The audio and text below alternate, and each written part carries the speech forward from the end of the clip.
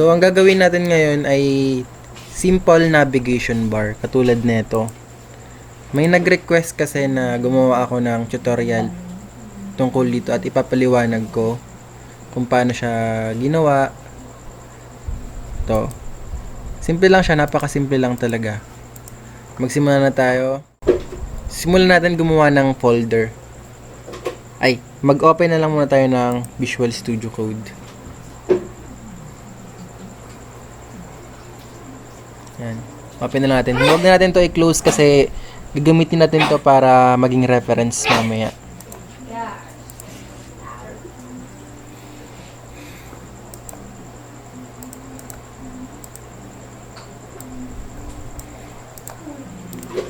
Loading na ang ating Visual Studio Code. Ngayon, mag-open tayo ng folder.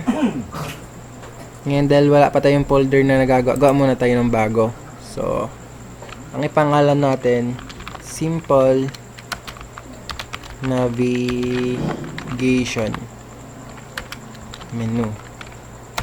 So, ayan. Then, open natin. Select folder.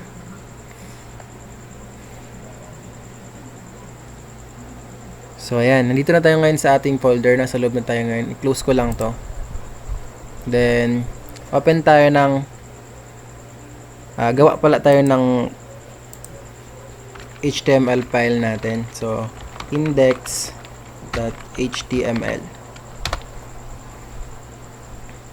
Then, CSS file natin. Style.css. So, ayan. Then, magsimula tayo dito sa HTML natin. So, purahin natin to dahil hindi pa naman natin to kailangan. So, ito na lang muna. Title natin, Simple Navigation Menu.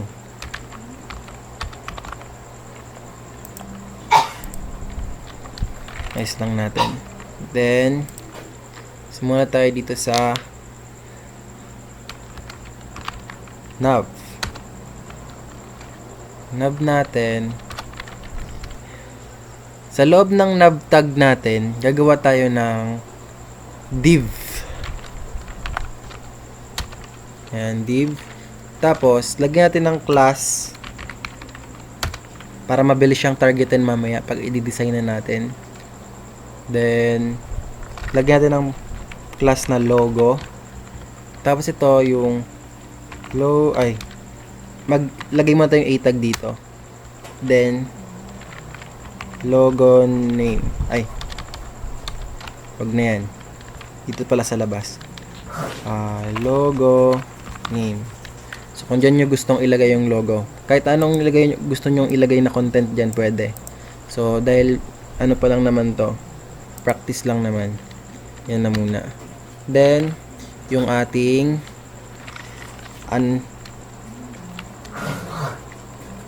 UL.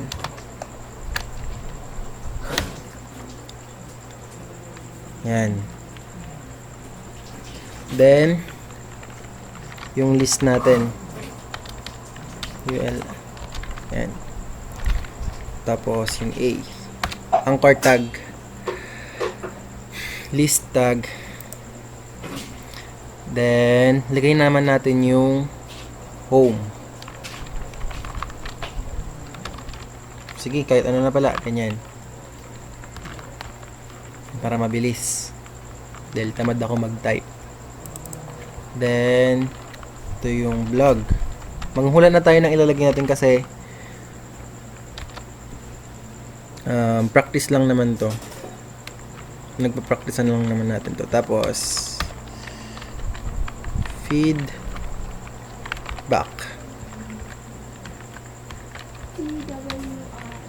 Ano pa ba? About. Tapos, contact. So, ayan. So, kapag i-save na natin.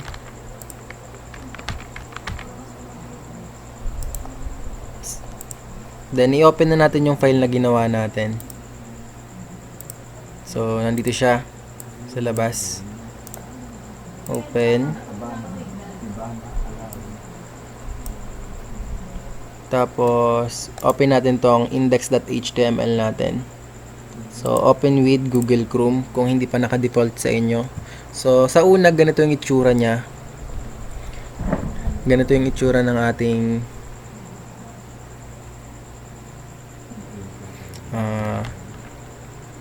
bagong gawang HTML document. So, ayan. Prepare nyo siya. Una, ganyan talaga siya. Pero gagawin natin siyang ganito mamaya. Ayan.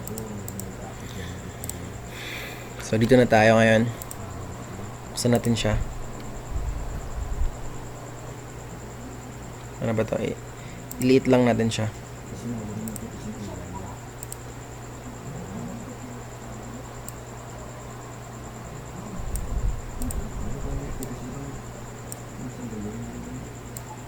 Yan, para makita naman natin ang maayos.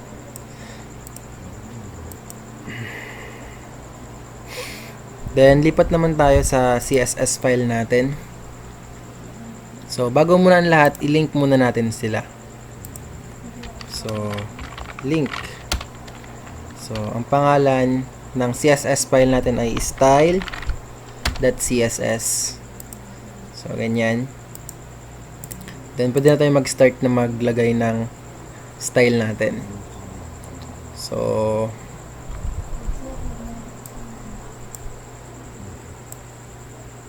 ayan.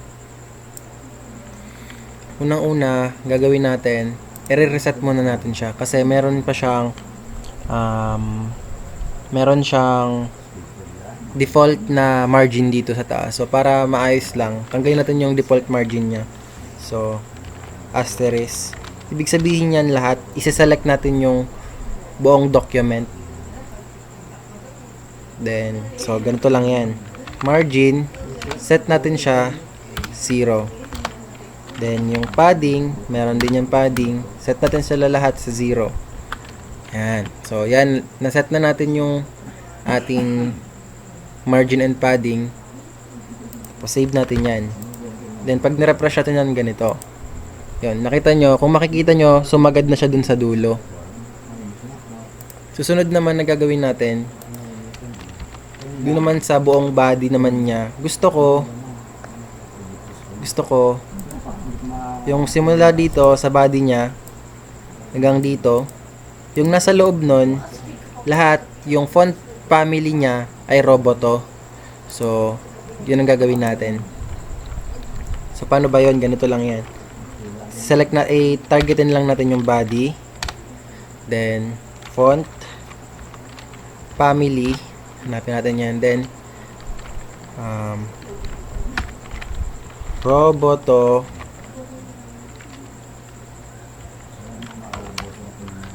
sans serif. So, napakadali kasi may emit na lumalabas. Kaya napakaganda talaga ng Visual Studio Code. So, dito naman tayo sa lahat ng anchor. Gusto ko yung anchor, tanggalin natin yung hindi kasi natin nakikita yung mga dots sa gilid ng unordered list natin. Unordered list natin, yung default niya may mga dots sa unahan. So, hindi natin makikita yan dahil nakasagad siya. Pero pag yung hindi naman nakasagad yan, kitang-kita siya talaga. So, tanggalin natin yan. Para matanggal naman yun, ang gagawin natin, yung text decoration niya, set natin sa none. Yan. Then, yung color niya,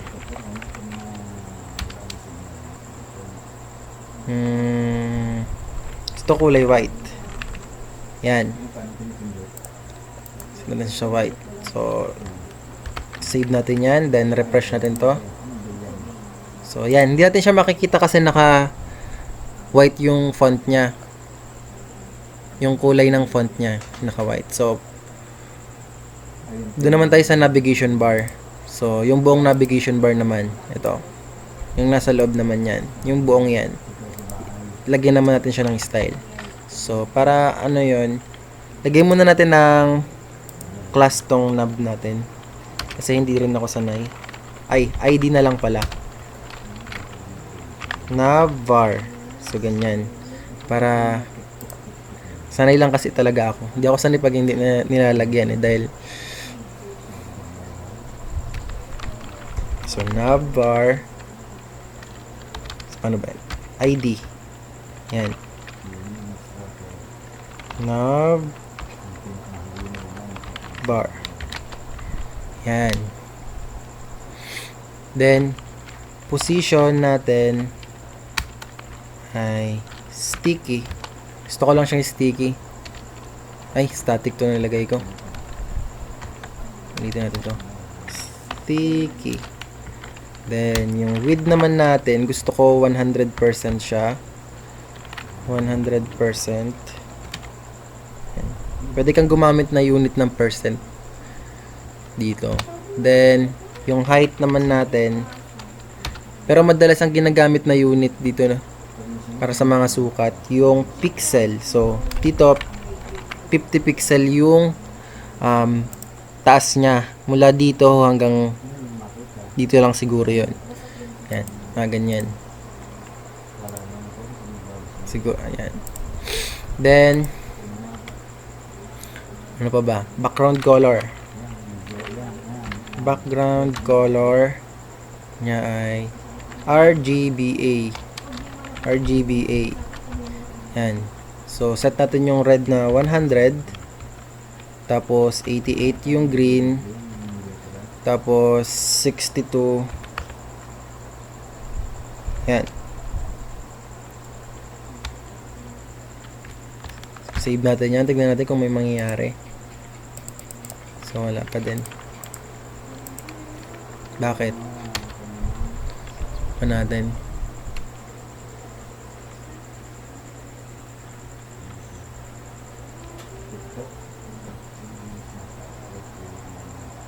Display muna natin pala. Ayusin natin yung display niya. Display flex. Gamit na tayo ng flex dito.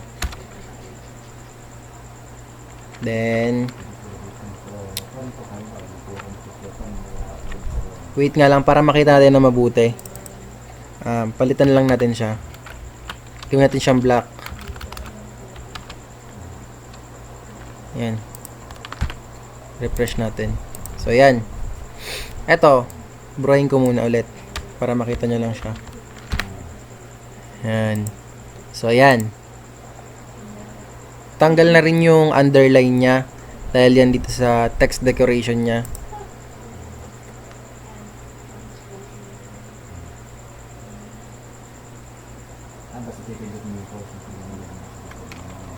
Ano pa ba? Gawin natin siyang flex. Gusto ko paghiwalayin siya yung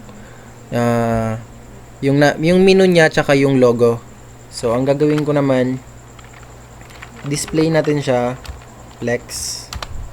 So, ayan. Pag sinave natin yan, ito maging itsura niya. So, ganyan na magiging itsura niya. Naka-flex siya. Ang default kasi yan ay horizontal.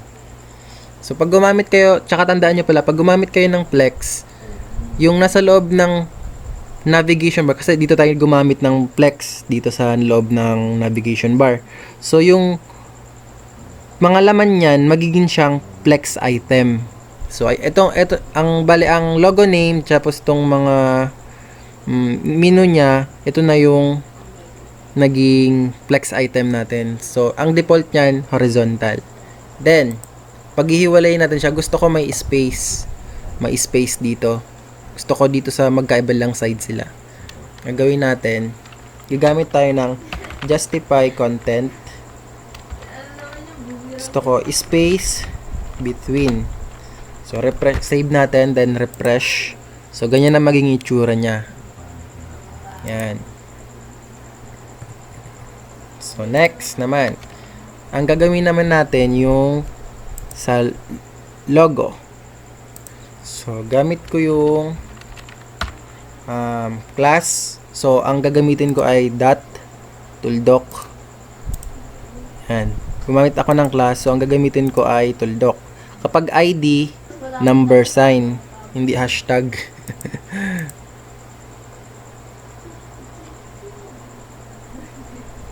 So, game. Dito naman tayo sa dot logo natin. Logo.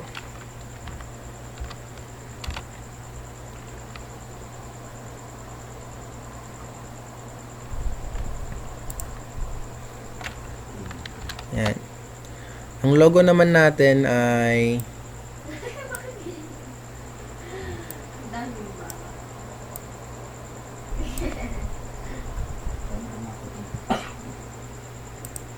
ang logo naman natin ay lalagyan natin ng margin na 1 rem. Margin. Unit. May unit din dito na tinatawag na rem.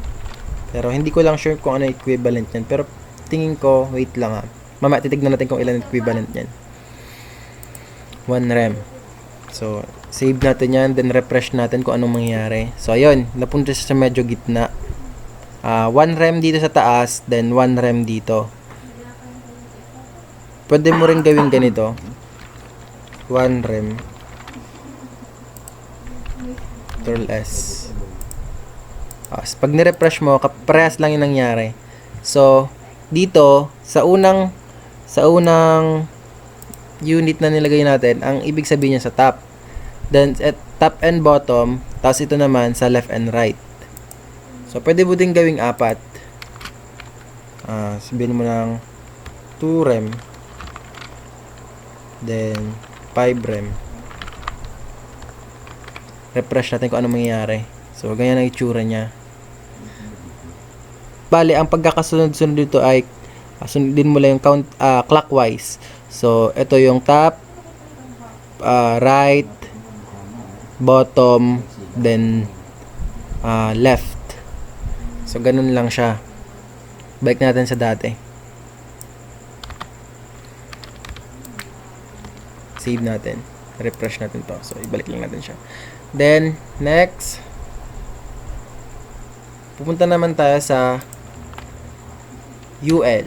So, ampersand, navbar, tapos UL. So, ang ibig sabihin lang nito, hahanapin niya yung UL na nasa loob ng navigation bar. Lahat ng UL na nasa loob ng navigation bar. Sa case natin, iisa lang naman yung UL natin ito. Opening tag, tapos closing tag. So, ito yung hahanapin niya yung nasa loob niyan. So, madadala yung nandun sa loob. Ang gagawin natin, ang gusto kong mangyari, naka-horizontal din yung home blog. Gagawin natin default. So, ito siya. Display flex. So, save natin. Tingnan natin kung ano mangyayari. So, ayan.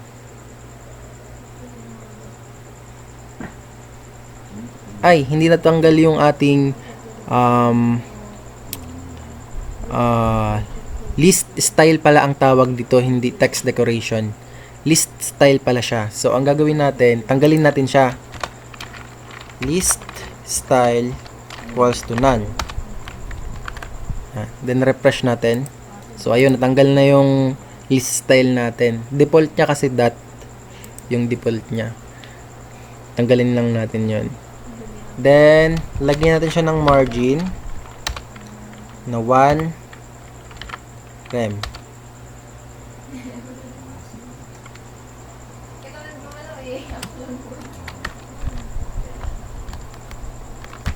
Refresh natin siya. So, nagpantay ba sila? So, yan. Medyo pantay naman na. Tingin ko.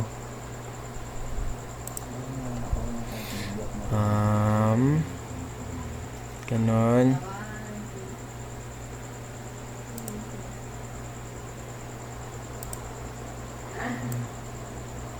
May problema sa ating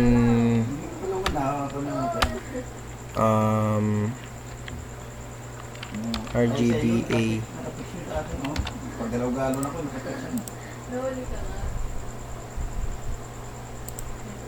Maganda.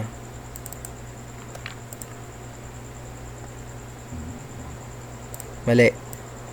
May problema sa aking background color. So, fixing natin yan. Gawin natin black.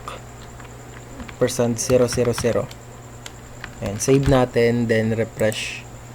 grabe yung itsura niya. Hanap na lang tayo ng bago. Dahil nagmamadali din naman tayo. Gusto ko gray. Yan. Try natin yan. Refresh. So, ganyan na maging itsura niya. Pero ang gusto ko, gawin sana, medyo, pag-iwalayan yung vlog, home vlog, feedback about contact. So, paano ba natin gagawin yun? So, dito naman tayo sa, copy ko lang to, kasi tamad talaga ako mag-type eh. Yan. ULLIA. So, katulad kanina, ang ibig sabihin lang nito ay hahanapin niya yung A na nasa loob ng LI, yung LI na nasa loob ng UL, tapos yung UL na nasa loob naman ng navigation bar. Sa case natin, nag-iisa lang naman yun. Ito yun. Sila to. Yan. So, ang gusto ko, magkaroon sila ng margin na 0.1 rem lang, tapos yung padding na 1 rem. So, mahilig akong gumamit ng rem tsaka ng ano pa ba yung kadalasan kong ginagamit dito? Pixel. Yan. Yung dalawang yan, naggamit na gamit ko. So, gawin na natin yan. Gusto ko lagyan ng margin. Margin. Yan. 1 rem. Ay, 0.1 rem. Then, yung padding natin, 1 rem. So, ayan. Save natin, then refresh natin kung anong mangyayari.